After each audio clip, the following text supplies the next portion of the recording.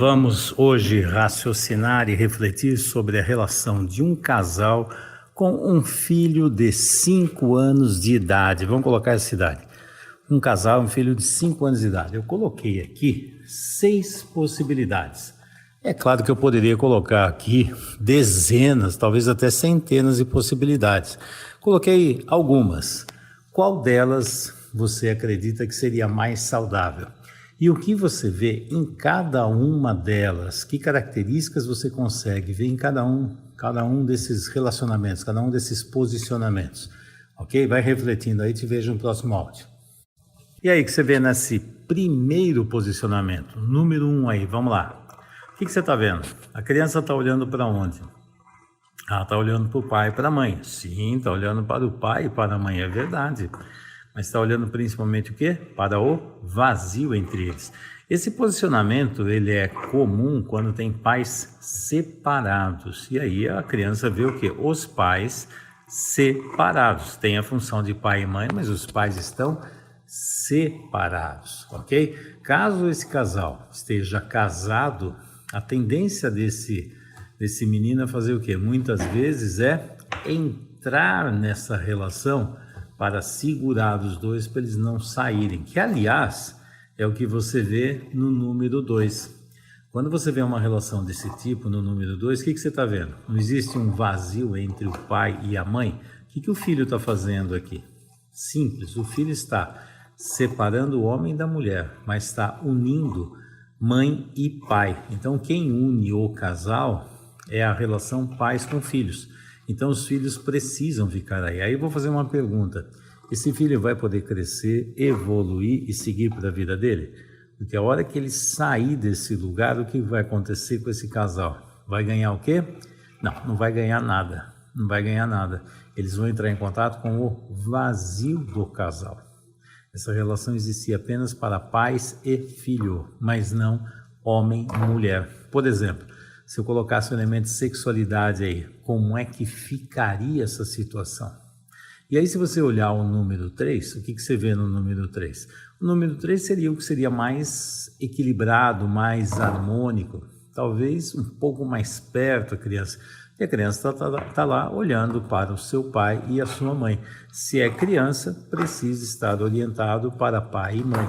E quando essa criança olha para pai e mãe, vê o quê? Um casal. Um homem e uma mulher unidos, ok? Bom, no próximo áudio vamos nos encontrar e falar dos outros posicionamentos. E nesse número 4? E aí, você acredita que está saudável ou não? O que você vê nesse número 4? É interessante, se o filho tem 5 anos de idade, esse filho, que aí no caso é filho, deveria estar mais perto de quem? Deveria estar olhando para quem? Porque se o filho continua aí, o que acontece? A mãe é um obstáculo do filho para chegar no pai. O pai não chega no filho. O filho está conectado com a mãe, mas não está conectado com o pai. Se tem 5 anos de idade, não é um bom lugar para essa criança. Aliás, se eu falar para você assim, olhando para essa figura número 4, né? Você vê o quê? Quem é que olha para esse filho? Ninguém. Ninguém. O que está acontecendo aqui? Tem alguma coisa estranha. O que esse filho está fazendo do lado da mãe, longe do pai? Aí você olha o número 5 e tem uma característica. De novo, a mãe está com o filho do lado. Nessa posição, e o pai ficou lá longe. E se eu colocar assim, perguntar quem é o casal aqui? Porque o casal agora ficou o filho no lugar do marido da mãe. Isso, você acha que é uma boa situação? Veja, o masculino foi embora. Vou fazer outra pergunta. Como é que vai desenvolver o masculino desse filho? Esse masculino vai ser feito pelo pai ou vai ser feito pela mãe? Como é que ele vai lidar com as mulheres lá na frente? E se ele está grudado na mãe e o pai sumiu, foi embora, ele também terá direito, por exemplo, de namorar, casar, montar uma família, ter seus filhos? Porque se ele fizer isso, o que ele vai ter que fazer? Ele vai ter que se afastar dessa mãe.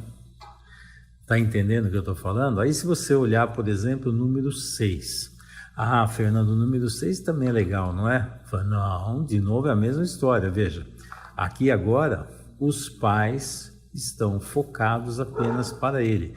Se tirar o filho, aqui é a mesma dinâmica que você viu lá na imagem número 2. O filho está no meio do casal. E pior aqui, porque os dois estão olhando para o filho, mas se tirar o filho, os dois vão entrar em confronto.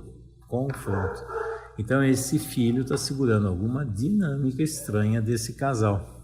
Você está vendo como a constelação sistêmica revela uma série de informações que, se você vai procurar ali verbalmente, muitas vezes você não consegue pegar.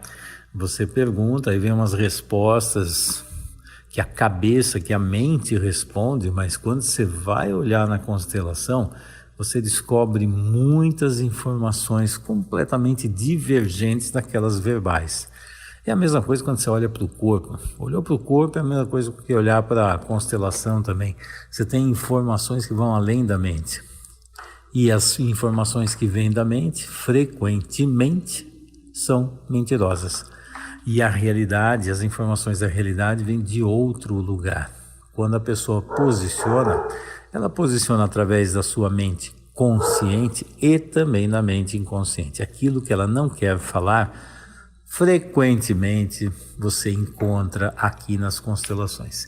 E aí, você viu quantos posicionamentos diferentes? Claro que poderia ter muito mais, mas para você ir compreendendo como é que é essa linguagem das constelações sistêmicas. Um grande abraço a todo mundo aí.